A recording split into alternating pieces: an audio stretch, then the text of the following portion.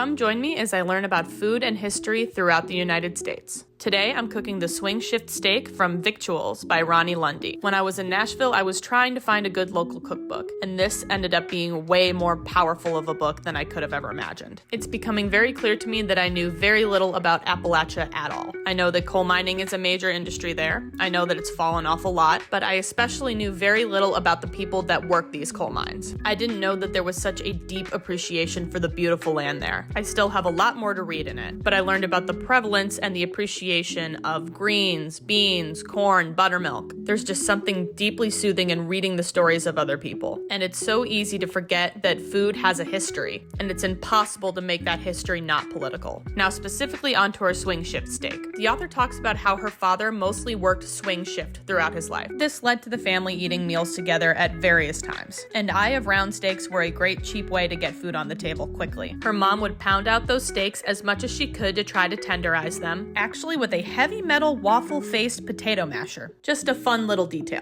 And then just flour and season and fry up in a cast iron. She'd then serve it with a gravy, which I didn't do great here. Mine was a bit lumpy, and then there was too much fat, so I had to skim it off, but it was still good. And she'd serve these with potatoes, biscuits, and vegetables for dinner, or eggs in the morning. The dish is actually pictured in the cookbook with rye toast, which was more commonly served when these suppers turned more to breakfasts. There is just so much love in this cookbook, and it is so rich in history and stories and appreciation for the land and food. And I want to make it a point to learn more about other people. I think we all need to learn a great deal more about each other and humanize each other in these times. Not only do we need to build greater community in our own homes and neighborhoods, but we need to build solidarity with each other across the country. I think this is going to be the start of a series for me. Let me know any tricks I could use to improve this dish, and I'd love to hear about other dishes and stories from the area.